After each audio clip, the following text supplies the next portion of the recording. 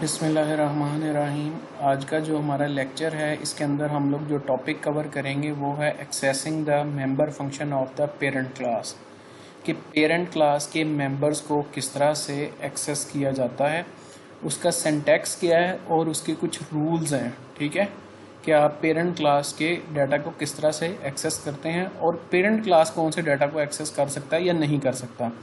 ये चीज़ें एक्सप्लेन करने के लिए मैं एक सिंपल से एग्जांपल इस्तेमाल करूँगा पहले।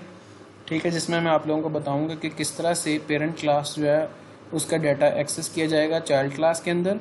और इसके बाद हम लोग एक प्रोग्राम करेंगे 15.3 जो कि आपकी बुक के अंदर दिया गया है, और एग्जाम्पल जो है वो शुरू करते हैं। तो ये मेरे पास एक मैं प्रोग्राम लिखूंगा। प्रोग्राम में बिल्कुल सिंपल लिखूंगा ताकि आप लोगों को जो टॉपिक मैं समझाना चाह रहा हूँ उसके अंदर किसी किस्म की कोई कन्फ्यूजन ना आए। आप देख सकते हैं कि मैंने क्लास का कीवर्ड इस्तेमाल किया और एक क्लास बना ली, क्लास ए। अब मैं इसी क्लास का एक चाइल्ड बनाता हूं और उस चाइल्ड का नाम मैंने रख दिया बी।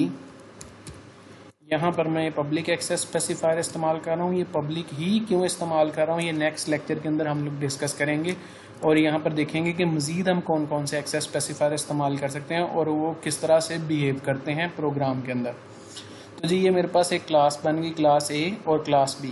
फिलहाल ना तो क्लास ए के अंदर किसी किस्म का कोई डाटा मौजूद है, ना ही क्लास बी के अंदर मौजूद है, लेकिन उसके बावजूद आप इसे कंपाइल कर सकते हैं, किसी किस्म का कोई भी एरर जनरेट नहीं होगा।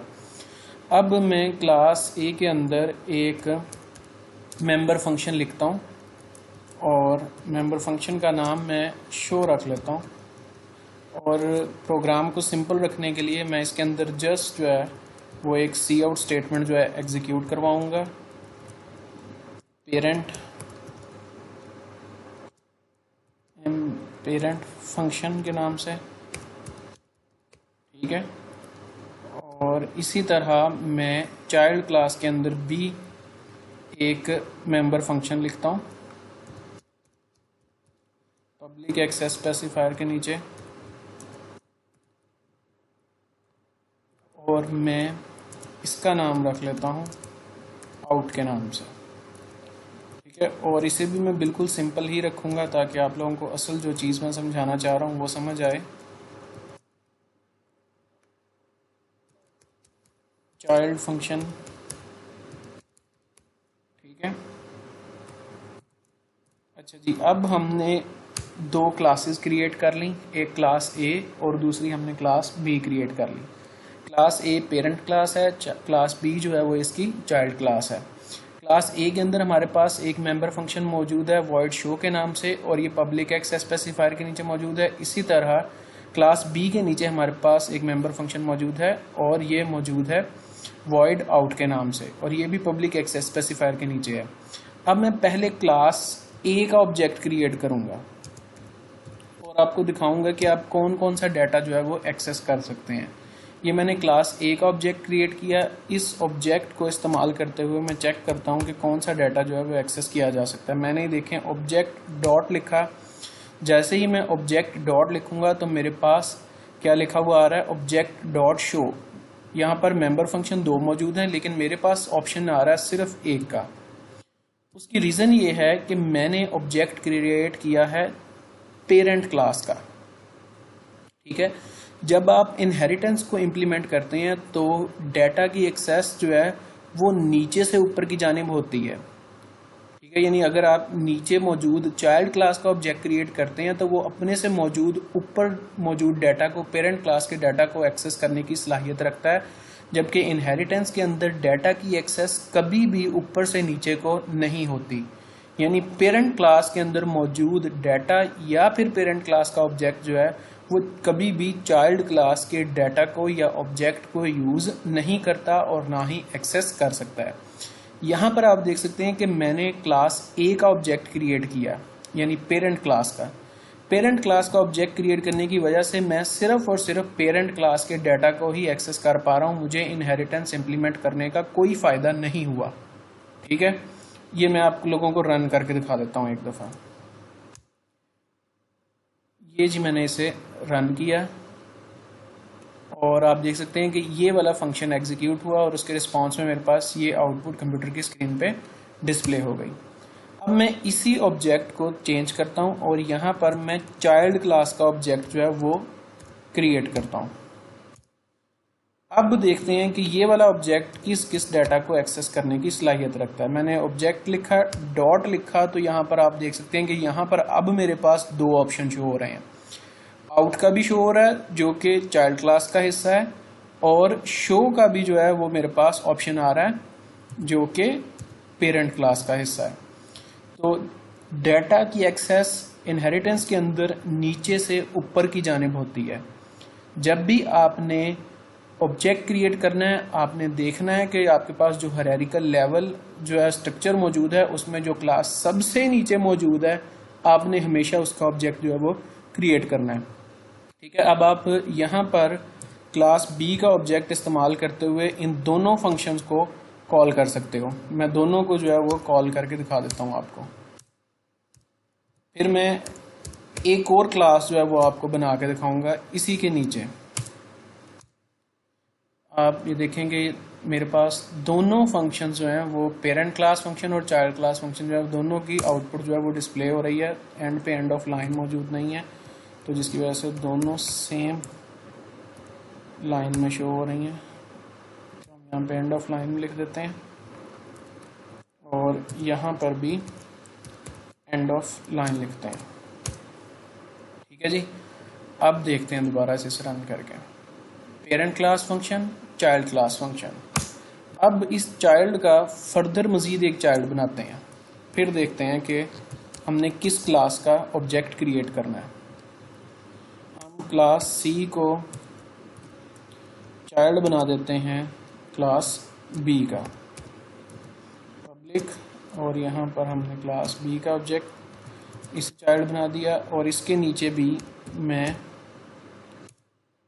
एक मेंबर फंक्शन जो है वो लिख देता हूँ गेट के नाम से।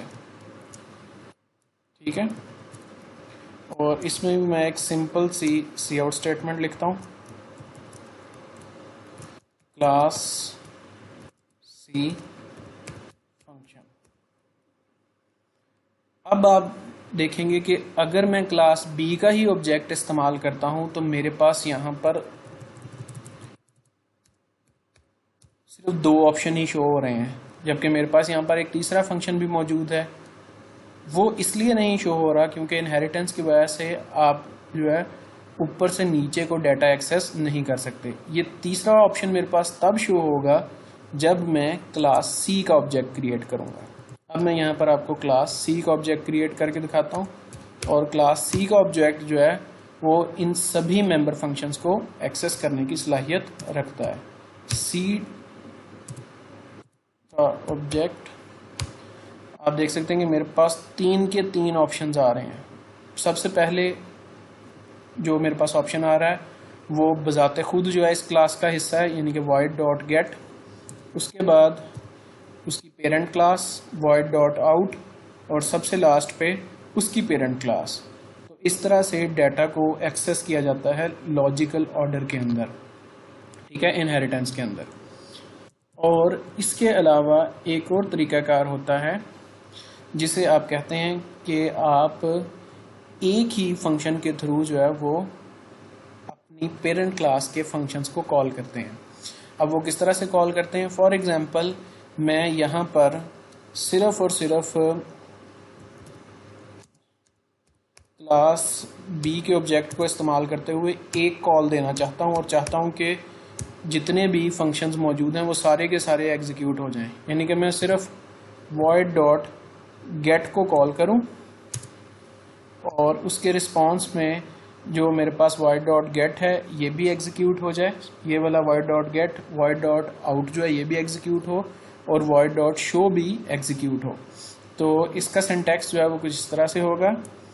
मैं यहाँ पर लिखूँगा सबसे पहले क्लास बी, उसके बाद डबल कॉलन, फिर मैं यहाँ पर लिखूँगा void डॉट आउट। ठीक है, अब जब ये फंक्शन एग्जीक्यूट होगा तो ये पहले क्लास बी के पास जाएगा और उसमें मौजूद void डॉट आउट को एग्जीक्यूट करने की कोशिश करेगा। तो इसके अंदर मैं लिख देता हूँ a scope resolution operator dot show.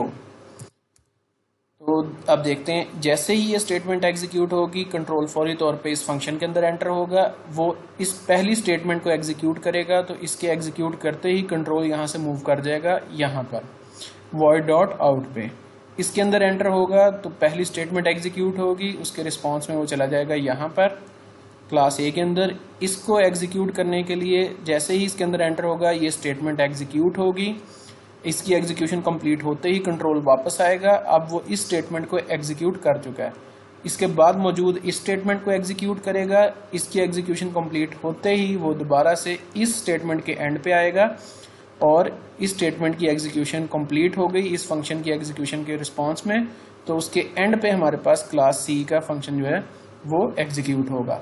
अब सबसे पहले हमारे पास जो आउटपुट आएगी वो लिखा होगा पेरेंट फंक्शन, फिर हमारे पास चाइल्ड फंक्शन और उसके बाद क्लास सी फंक्शन। अब इसे रन करके चेक कर लेते हैं हमारे पास एरर क्या आ रहा है। void c डॉट गेट जो है हमारे पास यहाँ पर एक सेमी कॉलन मिस है। ठीक है जी, अब हम इसे दोबारा से एग्जीक्यूट करते हैं तो आप देख सकते हैं कि सबसे पहले पेरेंट फंक्शन, उसके बाद चाइल्ड फंक्शन, एंड पे हमारे पास चाइल्ड सी क्लास सी फंक्शन एग्जीक्यूट हो रहा है। आपने इस तरह से मज़ीद 5-6 क्लासेस को आपस में लिंक करना है और उनके फंक्शंस को एग्जीक्यूट करके चेक करना है। अब आ जाते हैं आपकी बुक वाली एग्जांपल के ऊपर, प्रोग्राम 15.3 के ऊपर। अगर ये टॉपिक मैं बुक से समझाने की कोशिश करता तो बुक के अंदर एग्जाम्पल काफ़ी कॉम्प्लिकेटेड है, आप लोगों को बिल्कुल भी समझ नहीं आना था, तो इसीलिए पहले मैंने खुद से एक सिंपल एग्जांपल जो है वो लिखी है ताकि आप लोगों को समझ आ जाए। अब ये थोड़ी सी कॉम्प्लिकेटेड एग्जांपल जो है इसे देख लेते हैं कि इसमें मेंबर फंक्शन की एक्सेस जो है वो किस तरह से लिखी हुई है। अब हालांकि इसमें भी काम वही हो रहा है, लेकिन क्योंकि और भी कुछ चीज़ें ऐड कर दी गई हैं तो ये एग्जांपल आप लोगों के लिए कॉम्प्लिकेटेड हो जानी थी, असल चीज़ से फोकस जो है वो आप लोगों का हट जाना था। अच्छा जी, सबसे पहले हमारे पास 2 प्री प्रोसेसर डायरेक्टिव मौजूद हैं, क्योंकि इसके अंदर हम लोग गेट मेरा ख्याल है वो इस्तेमाल कर रहे हैं और इग्नोर नाम का फंक्शन जो है बिल्ट इन फंक्शन वो भी इस्तेमाल कर रहे हैं। अच्छा जी, ये 2 हमारे पास प्री प्रोसेसर डायरेक्टिव हैं। फिर हमारे पास एक स्टैंडर्ड इंस्ट्रक्शन मौजूद है, हम क्लास पर्सन के नाम से एक क्लास बना रहे हैं और प्रोटेक्टेड एक्सेस स्पेसिफायर के नीचे हमारे पास इंट आईडी के नाम से एक डाटा मेंबर मौजूद है। इसी तरह हमारे पास 2 एरेज मौजूद हैं, एक करैक्टर एरे नेम स्टोर करने के लिए, दूसरा एड्रेस स्टोर करने के लिए। पब्लिक एक्सेस स्पेसिफायर के नीचे हमारे पास सबसे पहले जो है वो एक कंस्ट्रक्टर मौजूद है जो कि आईडी को असाइन करेगा 0, नेम को असाइन करेगा 0 और इसी तरह एड्रेस को भी असाइन करेगा 0। उसके बाद void get info के नाम से हमने एक मेंबर फंक्शन बनाया जो कि सी आउट स्टेटमेंट एग्जीक्यूट करेगा कि जी आईडी एंटर करें और फिर एंटर करेगा जी एग्जीक्यूट करेगा एंटर योर नेम, आप नेम एंटर करेंगे और उसके बाद ये सी इन डॉट इग्नोर कौन सा कहते हैं ये फंक्शन लिखा हुआ है, आप इसे रिमूव करके एग्जीक्यूट करके देखें एक दफ़ा और फिर दूसरी दफ़ा लिख के एग्जीक्यूट करके देखें, आपको खुद ही पता चल जाएगा कि ये क्यों लिखा हुआ है मैंने। ठीक है, उसके बाद यहाँ पर आप फिर दोबारा सी आउट कमांड देख रहे हैं। उसके बाद यहाँ पर हमारे पास गेट्स डॉट एड्रेस के नाम से एक मौजूद है फंक्शन और ये भी एरे के अंदर जो है इनपुट लेने के लिए इस्तेमाल होता है, ये एक बिल्ट इन फंक्शन है। ठीक है, जिस तरह ये सी इन डॉट इग्नोर जो है ये एक बिल्ट इन फंक्शन है, इसी तरह गेट्स एड्रेस जो है ये भी हमारे पास एक बिल्ट इन फंक्शन है। उसके बाद void show info के नाम से हमारे पास एक मेंबर फंक्शन मौजूद है जो कि इस सारी की सारी इन्फॉर्मेशन को जो हमने रिसीव किया वापस कंप्यूटर की स्क्रीन के ऊपर डिस्प्ले करवाएगा जब हम इसे एग्जीक्यूट करेंगे। उसके बाद आ जाते हैं जी क्लास के नाम से एक स्टूडेंट के नाम से एक चाइल्ड क्लास मौजूद है और ये पर्सन नाम की क्लास को इनहेरिट कर रही है। ठीक है, और इसके अंदर प्राइवेट एक्सेस स्पेसिफायर के नीचे हमारे पास 2 डाटा मेंबर्स मौजूद हैं, रोल नंबर और मार्क्स, और पब्लिक एक्सेस स्पेसिफायर के नीचे इसी का एक कंस्ट्रक्टर मौजूद है जो कि रोल नंबर और मार्क्स नाम के वेरिएबल्स को 0 वैल्यू इनिशियलाइज करवा रहा है। फिर void get edu के नाम से जो हमारे पास फंक्शन मौजूद है ये भी आपसे कुछ इन्फॉर्मेशन ले रहा है, आपका रोल नंबर पूछ रहा है, आपके मार्क्स पूछ रहा है, और void show edu के नाम से जो फंक्शन है ये उन वैल्यूज़ को जो आपसे रिसीव की हैं यहाँ पर उन्हें वापस जो कंप्यूटर की स्क्रीन पे डिस्प्ले करवा रहा है। अब हम स्टूडेंट क्लास यानी चाइल्ड क्लास को इस्तेमाल करते हुए जो है वो ऑब्जेक्ट क्रिएट कर रहे हैं और इस ऑब्जेक्ट को इस्तेमाल करते हुए उन चारों के चारों फंक्शंस को कॉल कर रहे हैं जो कि हमारे पास यहाँ पर मौजूद हैं।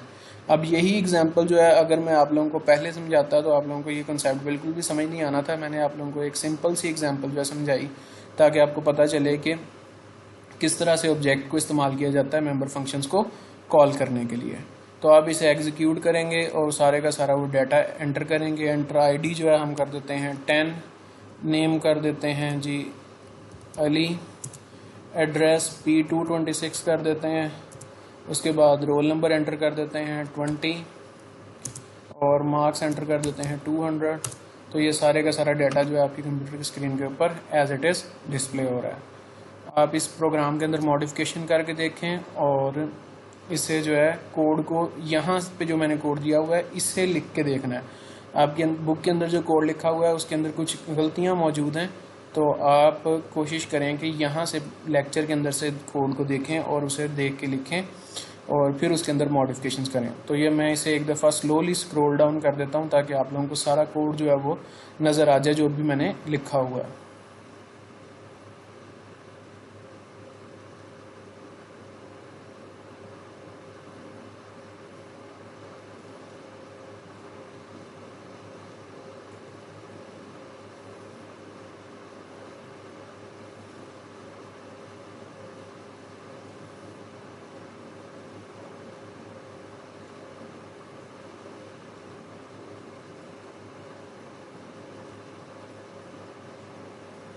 अब इस प्रोग्राम में जो आप लोगों ने गलती करनी है ना वो भी मैं बता देता हूँ कि आपने क्या गलती करनी है। आपने इस कोड में से देख के जो है गेट्स और ये इग्नोर नाम के बिल्ट इन फंक्शंस को इस्तेमाल करने की कोशिश करनी है, लेकिन आपने यहाँ पर ये वाला प्री प्रोसेसर डायरेक्टिव लिखना नहीं है जिसकी वजह से ये इस्तेमाल नहीं होंगे।